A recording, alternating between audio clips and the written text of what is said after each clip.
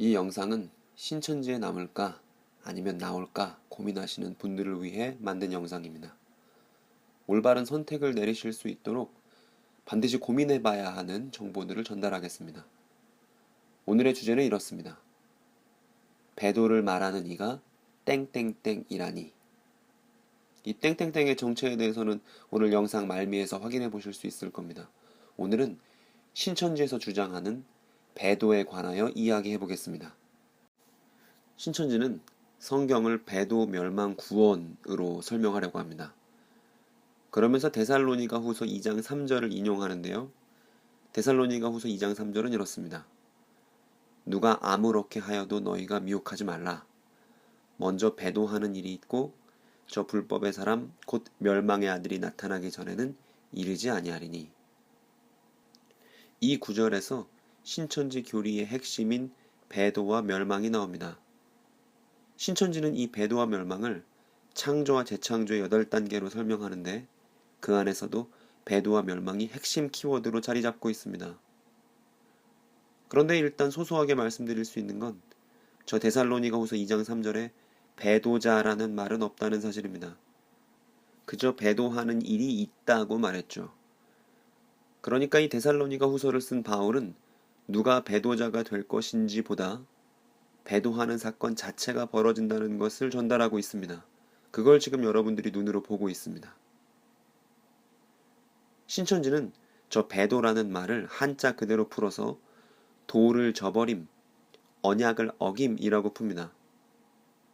그래서 죄 짓는 것도 배도가 되고 타락도 배도가 되고 뭔가 안 좋은 일만 벌어지면 다 배도가 됩니다. 그래서 신천지는 불안합니다. 아무리 이만희 씨와 가까운 관계에 있더라도 누가 언제 배도자가 될지는 모르는 일이니까요. 신천지는 개역 한글 성경만 고집하고 원문 성경을 전혀 보지 않습니다. 그래서 이만희 씨가 풀어준 한자 풀이로 성경을 읽습니다. 예컨대 보혜사를 은혜로 보호하는 스승이라고 한다든지 배도를 도를 저버림이라고 푼다든지 말입니다. 그런데 어리석은 질문 하나 던져보겠습니다. 신약 성경을 기록했던 사도들은 한자를 알았을까요? 몰랐을까요? 한자를 전혀 알 일 없는 사도들은 신약 성경을 자신들에게 익숙한 히라버로 기록했습니다. 그리고 이 히라버로 배도는 아포스타시아라고 읽습니다. 이 뜻은 떨어져 나감, 관계가 결렬됨입니다. 그리고 이 아포스타시아가 성경 여기저기 나오는데 그 구절들을 하나씩 보여드리려고 합니다. 먼저 마태복음 19장 7절부터 보여드리겠습니다. 여짜오되 그러하면 어찌하여 모세는 이혼 증서를 주어서 내어버리라 명하였나이까. 이 구절에서는 전혀 배도의 비읍도 안 보이죠. 그런데 이 본문을 원문으로 보면 비빌리온 아포스타시우라는 말이 있습니다. 근데 이때 비빌리온은 책, 문서라는 뜻이고 아포스타시우가 바로 배도라고 번역된 바로 그 단어입니다. 아포스타시아입니다. 그리고 이 비빌리온 아포스타시우는 이렇게 번역되었습니다. 이혼 증서, 즉 관계가 결렬되었음을 나타내는 문서인 것이죠. 그러니까 우리는 배도 증서 이렇게 부를 수도 있겠네요. 결혼의 언약이 파기되었음을 증명하는 문서가 이혼 증서입니다. 그리고 이혼하고 나면 배우자와의 결혼 관계는 완전히 끝난 것이죠. 즉 배도, 아포스타시아는 그런 의미입니다. 누군가와의 관계가 완전히 끊어진 것입니다. 그리고 사도행전에도 배도, 즉 아포스타시아가 언급됩니다. 한번 여러분들이 찾아보시기 바랍니다. 사도행전 21장 21절. 네가 이방에 있는 모든 유대인을 가르치되 모세를 배반하고 아들들에게 할례를 하지 말고 또 규모를 지키지 말라 한 다음을 저희가 들었도다. 이 구절은 유대인들이 바울을 어떻게 모함하고 있는지를 보여줍니다. 유대인들은 바울이 유대인들에게 모세와 관계를 끊고 유대인의 전통인 할례도 받지 말라 하고 또 유대인의 생활습관인 이 생활습관이 규모라고 번역되어 있는데 그것도 지키지 말라고 가르친다고 모함했습니다. 그리고 이때 아포스타시아는 배반이라고 번역되었습니다. 즉 우리가 앞에서 이혼을 살펴봤던 것과 같이 배도는 관계 결렬을 의미하고 이혼은 배우자와의 관계가 끝장나는 것을 의미했습니다. 그렇다면 이때 사도행전 21장 21절에 나온 아포스타시아는 누구와 관계가 결렬되었다는 것일까요? 본문에 써있듯이 바로 모세입니다. 그리고 이번에는 배도가 아니라 배반이라고 번역했습니다. 이때 아포스타시아는 모세와의 관계 결렬을 의미하는 것이니까 배반이라고 번역해도 아포스타시아의 의미를 잘 전달할 수 있습니다. 그럼 우리는 다시 오늘 문제가 되는 데살로니가 후서 2장 3절로 돌아가 봅시다. 배도, 즉 아포스타시아는 우리가 살펴봤던 것과 마찬가지로 관계 결렬을 의미합니다. 그리고 이 아포스타시아는, 즉 배도는 그럼 무엇과 관계가 결렬된 것인지를 살펴봐야 하는 단어입니다. 무엇과 관계가 결렬되는 것인지 분명하게 그 대상을 알아야 비로소 배도를 이해할 수 있기 때문입니다. 신천지는 배도를 한자로 풀이하면서 그저 도를 저버림이라고 애매하게 풀어놨습니다. 하지만 우리가 살펴보았듯이 배우자가 되었든 모세가 되었든 아포스타시아는 분명한 대상을 가지고 있습니다. 그렇다면 데살로니가 후서 2장 3절은 누구와의 혹은 무엇과의 관계 결렬일까요? 바울은 데살로니가 교회 사람들에게 편지를 썼습니다. 그게 데살로니가 전서와 후서입니다. 따라서 본문의 너희는 데살로니가 교회 사람들을 가리킵니다. 누가 뭐라든지 데살로니가 교인들은 절대 속아선 안 된다는 말입니다. 그럼 이때 배도는 무엇과 관계가 결렬된다는 말일까요? 성경 구절의 의미를 파악하기 위해서는 먼저 문맥을 확인하는 것이 순서입니다. 데살로니가 후서 2장 후반부를 꼼꼼히 읽어보면 답이 나올 거예요. 데살로니가 후서 2장 13절에서부터 15절입니다. 주의 사랑하는 형제들아, 우리가 항상 너희를 위하여 마땅히 하나님께 감사할 것은 하나님이 처음부터 너희를 택하사 성령의 거룩하게 하심과 진리를 믿음으로 구원을 얻게 하심이니 이를 위하여 우리 복음으로 너희를 부르사 우리 주 예수 그리스도의 영광을 얻게 하려 하심이니라. 이러므로 형제들아, 굳게 서서 말로나 우리 편지로 가르침을 받은 유전을 지켜라. 바울은 데살로니가 교인들이 우리 복음으로 부름받았다고 말합니다. 여기서 우리는 사도들을 의미합니다. 즉 데살로니가 교인들은 사도들이 전한 복음으로부터 부름받은 사람들입니다. 그리고 바울은 신신당부하는데 굳게 서서 말로나 우리 편지로 가르침받은 유전을 지켜라라고 말합니다. 즉 바울이 말과 편지로 전달했던 그 가르침을 지키는 것이 배도하지 않는 길입니다. 그리고 이 데살로니가 후서 2장 3절의 배도는 바울이 말과 편지로 전달했던 그 가르침을 떠나는 것을 의미합니다. 곧 배교를 의미합니다. 배도는 배교입니다. 데살로니가 후서 뒷장을 봐도 이 점이 분명합니다.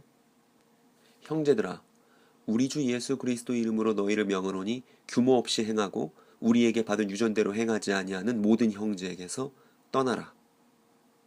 사도들에게서 받은 전통대로 유전대로 행하지 않는 모든 사람에게서 떠나라고 경고하고 있습니다. 왜냐하면 사도들에게서 배운 가르침대로 하지 않는 것이 곧 배교이고 그 배교가 아포스타시아, 배도이기 때문입니다. 즉 우리가 앞에서 봤던 데살로니가 후서 2장 3절의 배도는 사도들의 가르침과 관계가 끊어지는 것을 의미합니다. 그리고 같은 내용이 히브리서에서도 등장합니다. 히브리서는 기독교에서 유대교로 돌아가려는, 즉 배교자가 되려는 사람들에게 쓴 편지입니다. 형제들아, 너희가 삼가 혹 너희 중에 누가 믿지 아니하는 악심을 품고 살아계신 하나님에게서 떨어질까 염려할 것이요. 이때 살아계신 하나님에게서 떨어지는 것이 배도입니다. 아포스타시아와 같은 계열의 단어가 사용되었습니다. 즉 처음에는 예수를 믿었지만 다시 유대교로 돌아가자고 주장하는 유대인들에게 히브리서는 이렇게 말하고 있습니다. 다시 유대교로 돌아가려는 배교자가 되어서는 안 된다고 말입니다. 즉 그것이 살아계신 하나님과 관계가 결렬되는 일, 바로 배도라고 엄중하게 경고하고 있습니다. 그리고 이 히브리서 3장 12절의 다음 절을 보면 이렇게 이야기합니다. 우리가 시작할 때 확실한 것을 끝까지 견고히 잡으면 그리스도와 함께 참회한 자가 되리라. 이때 우리가 시작할 때 확실한 것, 바로 이것이 이 사람들이 처음 예수 믿었을 때 확실하게 붙들었던 바로 그것, 우리가 데살로니가 후서에서 확인했었던 바로 그것입니다. 바로 바울이 말했던 우리 복음, 바울이 말과 편지로 전달했던 바로 그 사도들의 가르침을 의미합니다. 따라서 우리는 다음의 사실을 알 수 있습니다. 사도들의 가르침에서 떠나는 것이 곧 살아계신 하나님과 관계가 끊어지는 것입니다. 만일 이 영상을 보고 있는 당신이 신천지식 믿음을 갖고 있는 사람이라면 이 점을 잘 생각해 볼 필요가 있습니다. 왜냐하면 신천지는 사도들의 가르침과 철저히 분리된 것을 가르치고 있기 때문입니다. 또 다른 증거 성구를 보여드리겠습니다. 이번에 갈라디아서입니다. 갈라디아서도 히브리서와 마찬가지로 기독교에서 유대교로 돌아가려는 사람들에게, 즉 배교자가 되려는 사람들에게 쓴 편지입니다. 얼마나 이 편지가 급박했는지 인사말도 없이 본론부터 시작되는 편지입니다. 이 갈라디아서 3장 3절에 보면 이런 구절이 있습니다. 아이러니하게도 신천지인이 자주 사용하는 구절이기도 합니다. 너희가 이같이 어리석으냐? 성령으로 시작하였다가 이제는 육체로 마치겠느냐? 이때 성령으로 시작하다가 어떤 뜻일까요? 오순절 성령을 통해 교회가 시작되었다는 사실을 모르는 사람은 없을 겁니다. 교회는 바로 그 성령으로 시작되었기 때문에 성령 공동체입니다. 그런데 그 당시 교회를 떠나서, 즉 사도들의 가르침을 등지고 유대교로 돌아가려는 사람들이 많았습니다. 바울은 그들에게 사도들의 가르침을 떠나는 것이, 즉 성령으로 시작된 공동체를 떠나는 것이, 즉 교회를 떠나는 것이 육체로 마치는 것이라고 말하고 있습니다. 그림을 보시기 바랍니다. 살아계신 하나님으로부터 떨어지는 것은 곧 사도들의 가르침을 버리는 것입니다. 그리고 이것은 곧 오순절 성령으로 시작한 교회를 배교하는 것입니다. 신약 성경은 이 점을 줄곧 경고하고 있습니다. 살아계신 하나님에 관한 소식이 사도들의 가르침을 통해 전달되었고 이 가르침을 지키며 보존했던 사람들이 바로 교회입니다. 따라서 다음과 같이 결론을 내릴 수 있습니다. 신약 성경에서의 배도는 기독교회를 등지는 배교를 의미합니다. 그런데 신천지는 오순절 성령을 보혜사 성령과 대립시키면서 사도들의 가르침보다 이만희 씨의 가르침을 우위에 놓았습니다. 그리고 배교를 의미하는 데살로니가 후서 2장 3절의 배도를 언약을 저버림이라는 애들르는 말로 왜곡시켜서 이 교회를 떠나는 배교가 얼마나 위험한 것인지 오히려 감추어 놓았습니다. 이를 통해 얻는 것은 이만희 씨와 신천지에 대한 절대 충성이겠죠. 제가 분명하게 그리고 안타까운 마음을 가지고 말씀드립니다. 배도에 대해서 말하고 강조하지만 정작 사도들의 가르침으로부터 떠나고 있는 신천지인 자신들이 곧 배도자입니다. 신약 성경의 배도는 성령으로 시작해서 사도들의 가르침을 보존하고 있는 교회와의 관계 결렬을 의미하기 때문입니다. 신천지 여러분, 왜 교회가 시작할 때부터 내려온 확실한 것을 왜 놓치셨습니까? 왜 진리가 아닌 이만희 씨가 꾸며낸 불의에 빠지셨습니까? 혹여나 자기 자신의 욕심에 끌려 미혹된 것은 아닌지 되돌아보셔야 합니다. 반드시 말입니다. 제가 오늘 여러분들에게 많은 성경 구절들을 보여드렸습니다. 저 땡땡땡에 들어갈 말이 무엇이라고 생각하십니까, 여러분? 배도를 말하고 있는 신천지인이 곧 신약 성경이 말하는 배도자라는 사실을 말씀드립니다. 왜냐하면 그들이 사도들의 가르침으로부터, 오순절 성령으로 시작된 교회로부터, 그리고 살아계신 하나님으로부터 떠났기 때문입니다. 정확히 일주일 뒤에 신천지 탈퇴 매뉴얼의 다음 영상을 올리겠습니다. 그때까지 제가 제시드렸던 성경 구절들을 보시면서 정직하게 고민해 보시기를 바랍니다. 질문이나 의견이 있으시다면 댓글과 메일은 언제나 열려있고 이 채널을 구독하시면 다음 영상이 업로드될 때 곧장 확인하실 수 있습니다. 들어주셔서 감사합니다.